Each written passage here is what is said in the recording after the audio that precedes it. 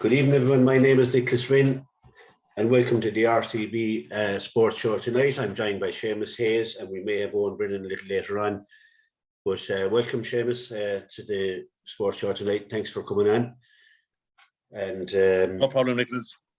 Yeah, we'll start off, Seamus. We'll have a look forward to the big football game of the weekend. Clare are taking on Derry in an All-Ireland quarter-final. And it's even when you say it, it sounds strange when the way the year started off against Limerick, but they have really turned the season around really, and they're in the quarter final, which is fantastic. And going up to Croke Park again, it's fantastic.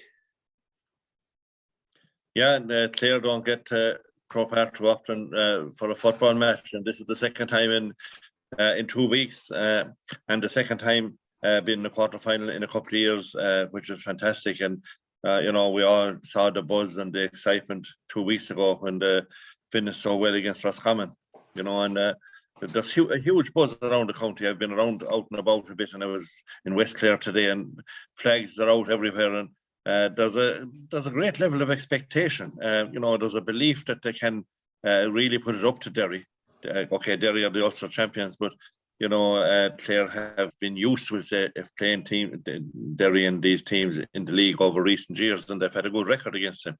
Derry won when they met in the league this year, but there's a high confidence in the Clare camp at the moment, and I'd be quite. I expect that they'll really put it up to Derry on Saturday. Excuse me. On Saturday. I was out in Spencer Hill today, and a lot of the talk was. I don't know anything about horses, so I just talk a little bit about whatever I know about football. But a lot of the talk was about the football.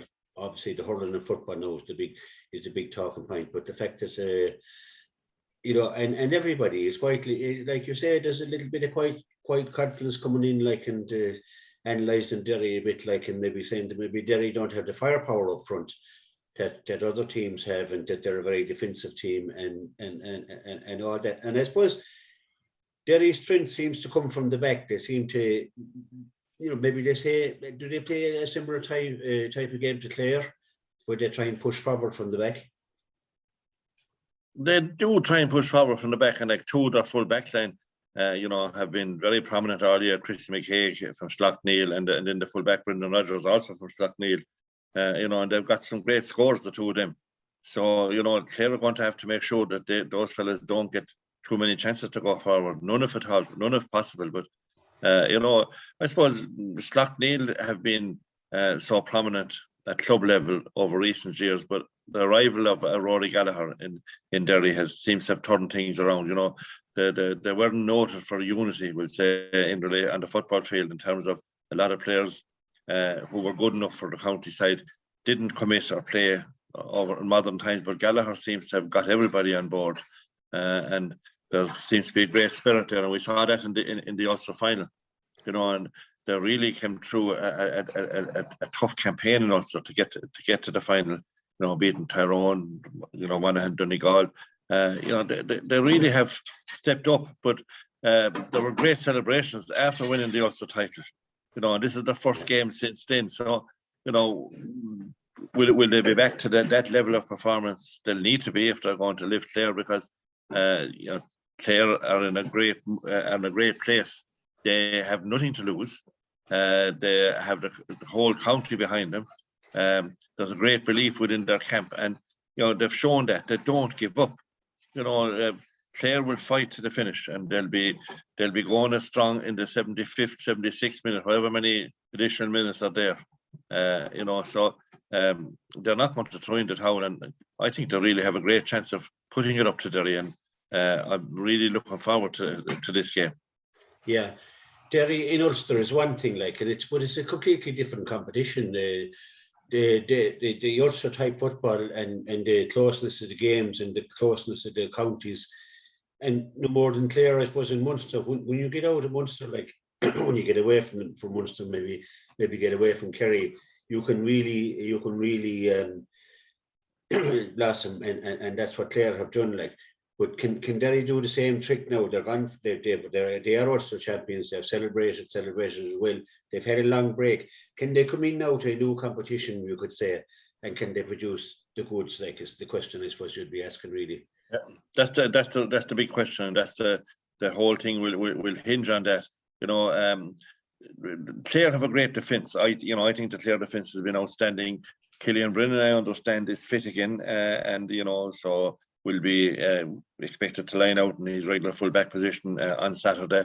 We've powerful defenders in likes of Kieran Russell, who has arguably been one of the players of the year.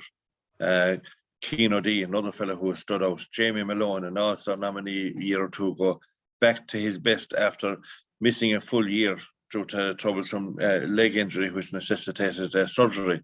They're fantastic players, and any team in the country would have those on their panel. So I don't think that the Derry forwards are going to get any great space from them. And they'll have to really be in peak condition if they're going to get through for scores to win this. It's going to be tough. It's a big game. There'll be a big crowd. Derry are travelling in big numbers at the moment, and hopefully Clare will match that. It's tough times for Clare supporters because of the costs involved. We had a big crowd in Thurles last Saturday. We had a crowd there on Friday night, less than 24 hours earlier, as you know yourself. And there's another crowd expected to go to Croke Park on Saturday week. And times are tough. There's a recession there. It's €40 tickets at the moment. It's 50 for the hurling Saturday week. And on top of that, the cost of fuel now has gone out of this world. And to try and feed yourself and eat a bit. So it's a costly day out, and not every supporter is able to make that. So that's a concern. But the Clare supporters really have shown their support for the teams, for both teams really. I expect to be Clare following at the weekend, and I presume there'll be a big Derry following, because when Derry get on a run, their supporters come out from all corners. And the word is that the expectation is around 50,000 of a crowd on Saturday in Croke Park. So there'll be a great atmosphere there. Hopefully that Clare will be able to deal with a big atmosphere like that. But the players are buzzing. I believe I just looked in at training there this evening in Cusick Park. Big crowd there, and they were all flying around the place, doing their stuff last session before Saturday. So it's a great place to be. It's a great time to be a Clare GA follower. Absolutely. I suppose the fact that we have got our campaign off and we beat Meath in the All Ireland series and the big win against Roscommon. I mean, that must be a real bonus for Clare, like going in, having those two games, and probably knowing a bit more than maybe Derry when it comes to playing in Croke Park now. It'll be our second day there.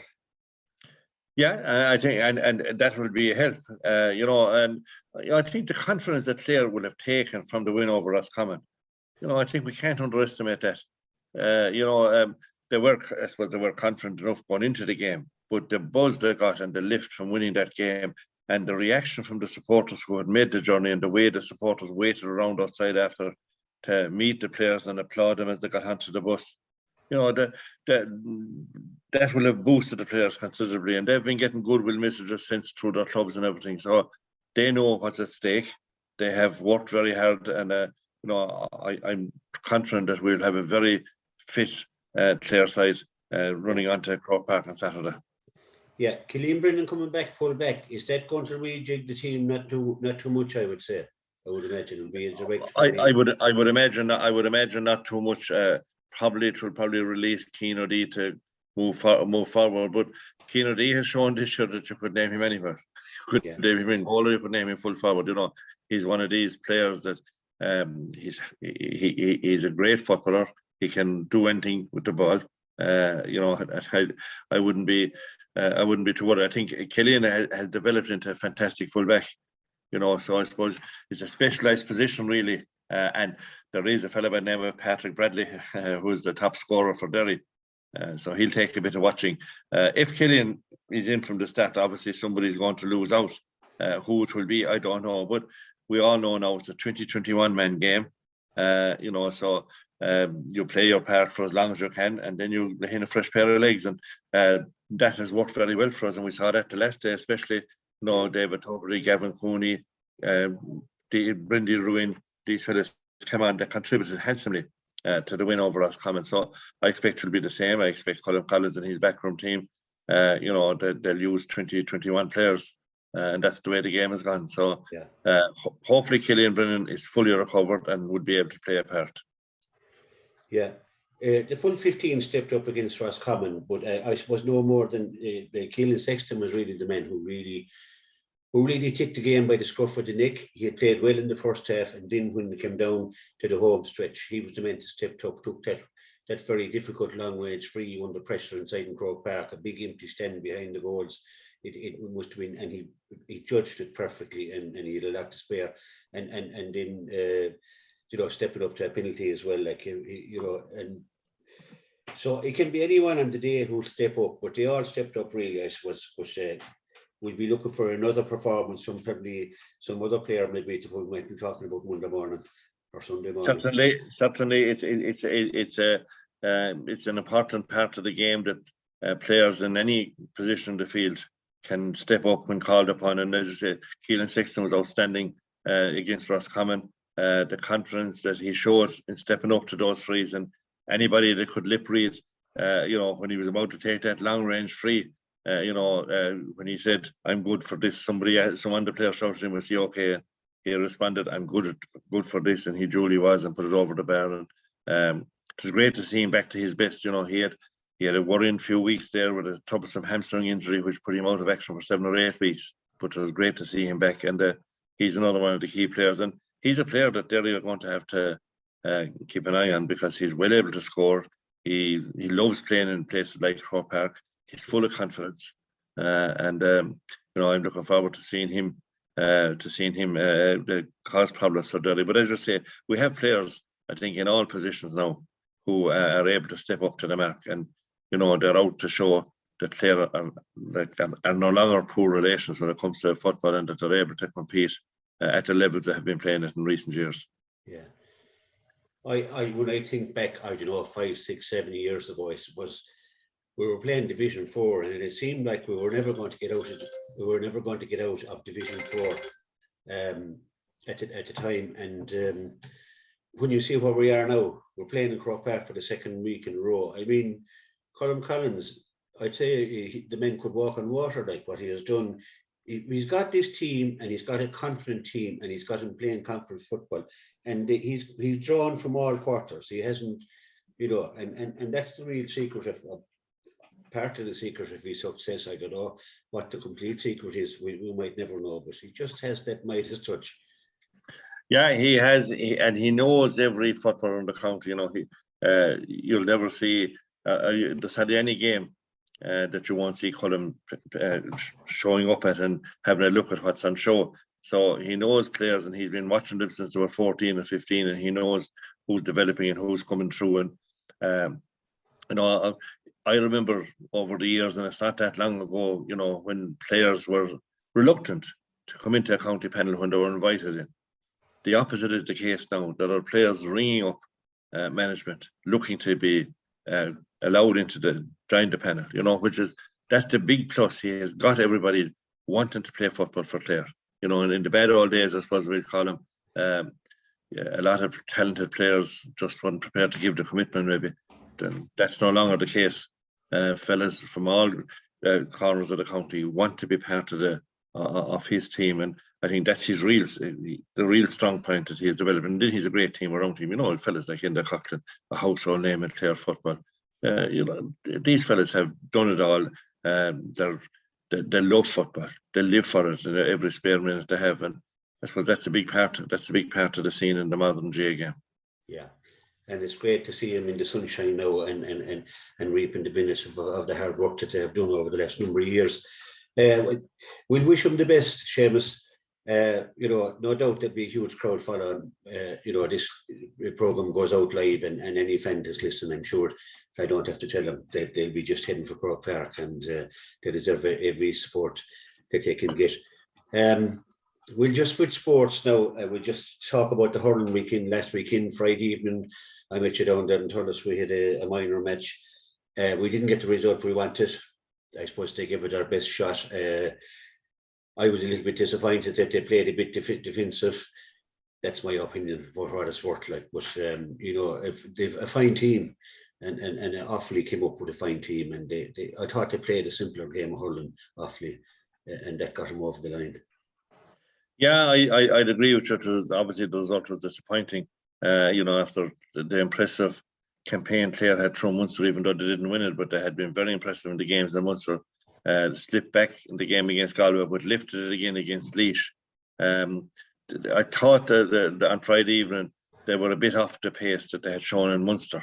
You know, they struggled in a few positions maybe, but Offaly came well prepared. They had a couple of outstanding players. You know, young Screeney at corner forward. He got a goal and 3 or 4 points. The centre forward who was outstanding, Conor Doyle as wing forward, he got the goal in the second half. You know, there wasn't much in it now. You know, as you saw, there wasn't much in it, but I suppose Offaly were that bit more balanced on the evening. And I was a small bit disappointed. I thought we were slow in making changes near the end when we needed fresh legs.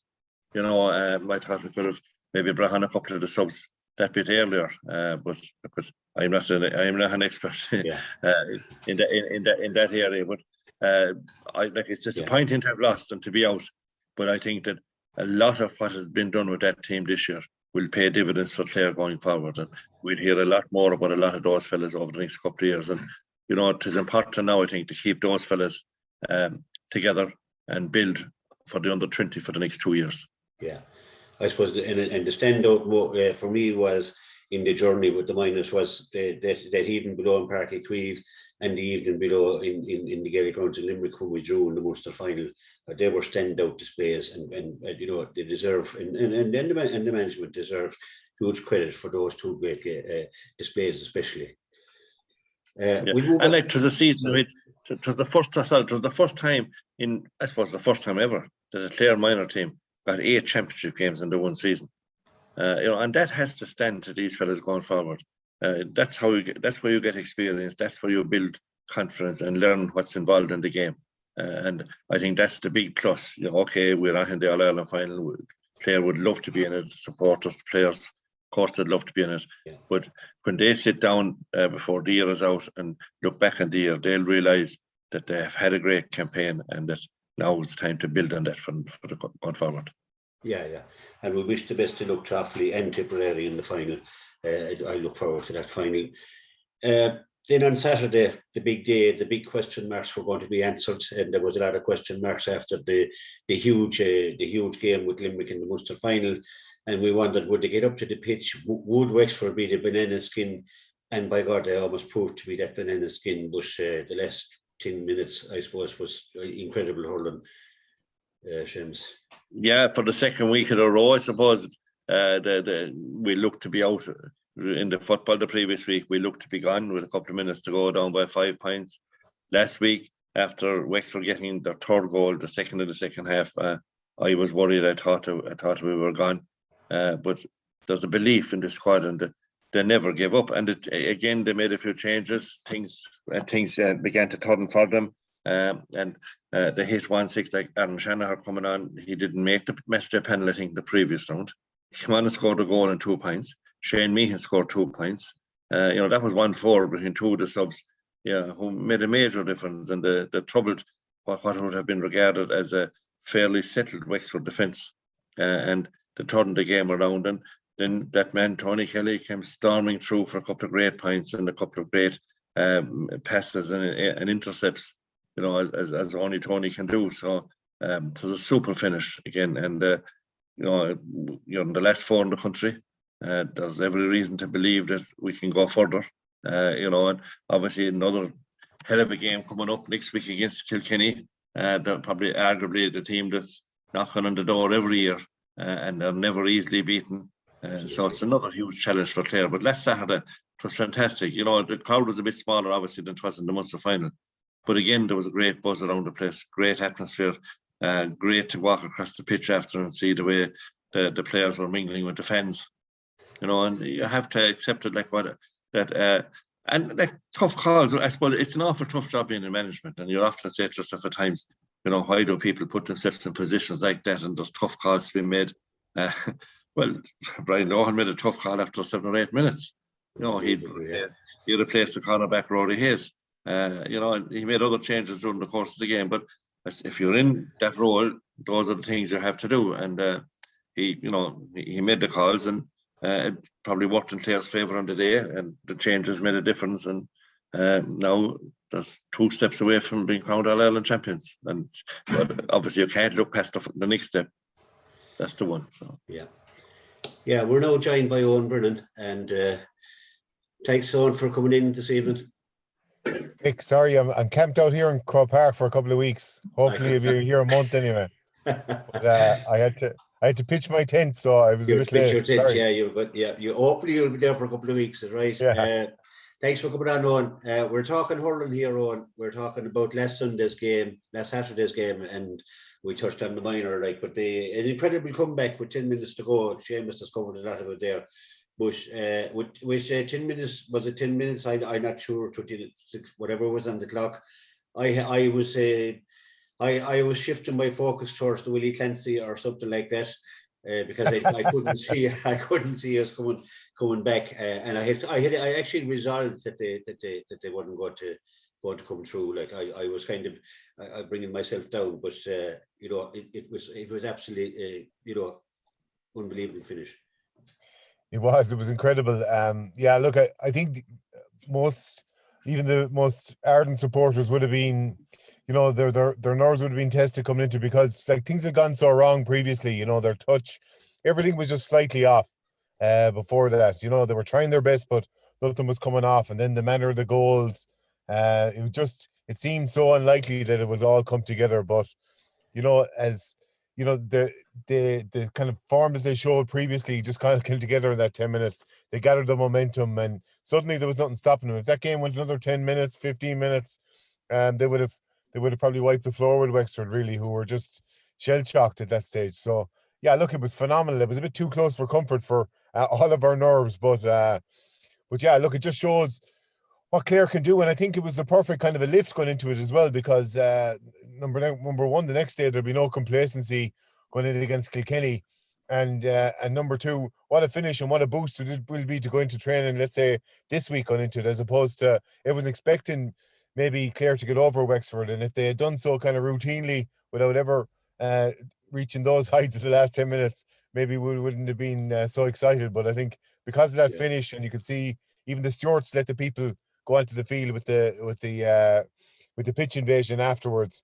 It was just that kind of perfect end to a very frustrating day for long periods, and a great boost ahead of the Kilkenny game. Yeah, it seemed, and it was that Egan, the Wexford manager at Wexford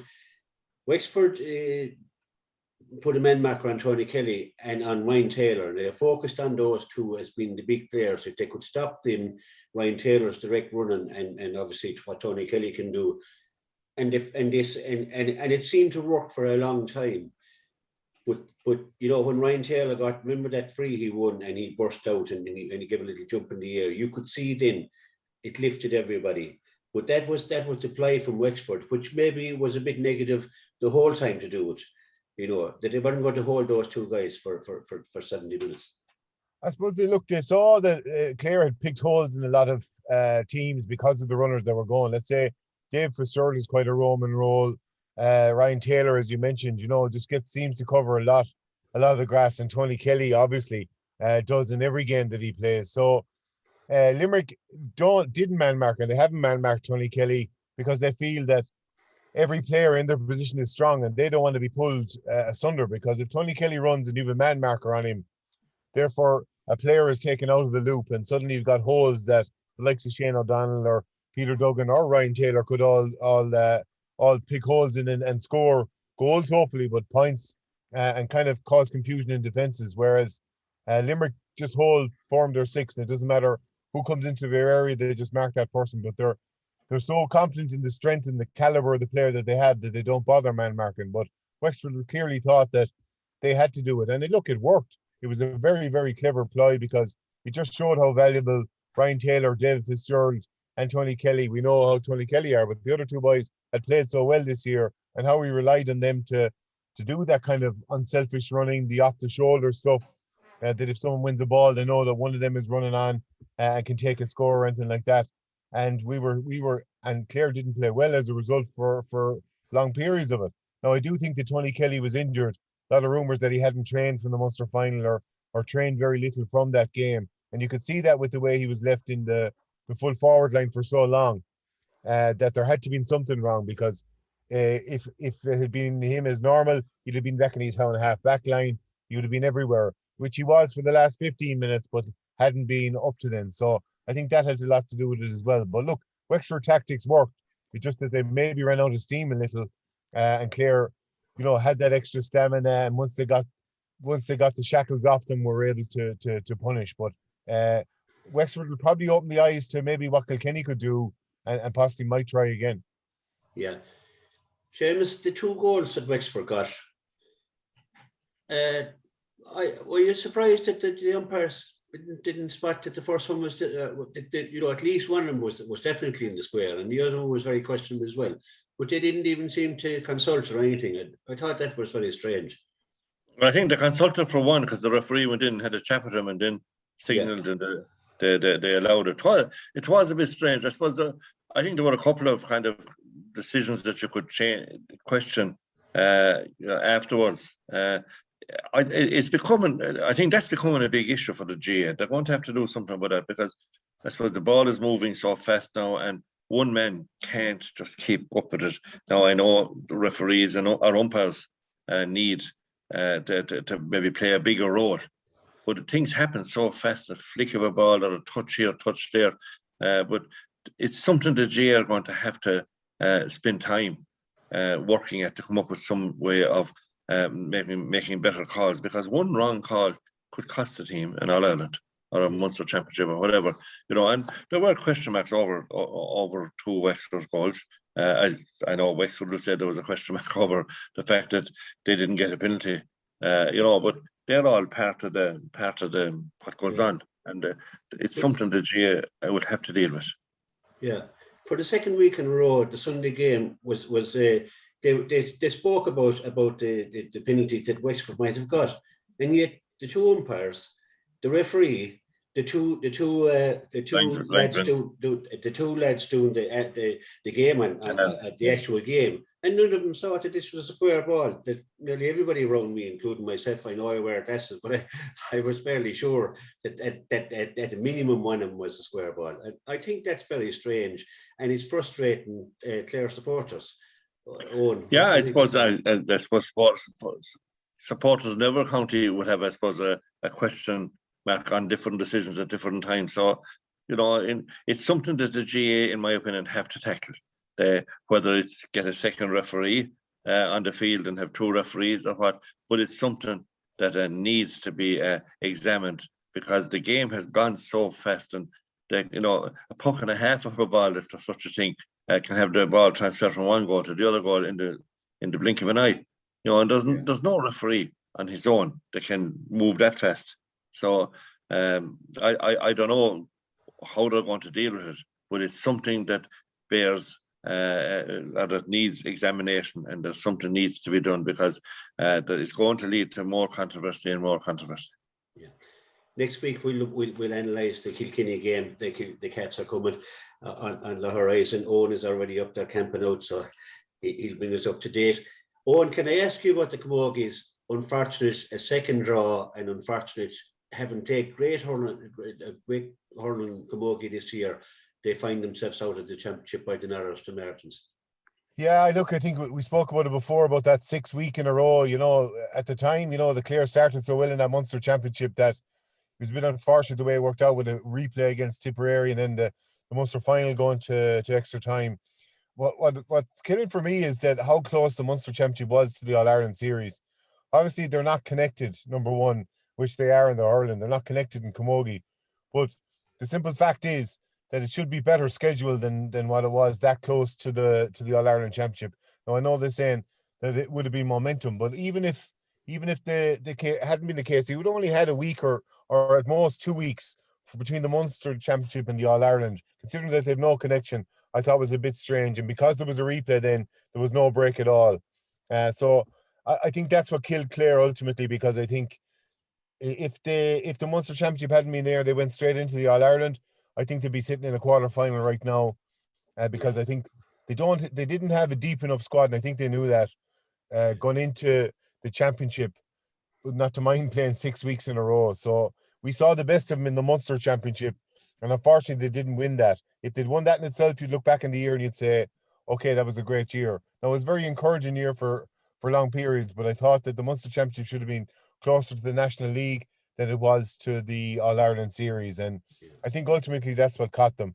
Now, that's easy said in hindsight, which, you know, at the time they're just playing a game and they're going on to the next week and they're going on to the next week, hoping that they can bring that momentum. But you know, you saw from all the photos that they were putting up on social media that they were nearly in the sea every day trying to recover from the previous week ahead of the next game. So unfortunately, that fatigue just caught them. I don't think it's ability, but now they're looking at possibility of relegation.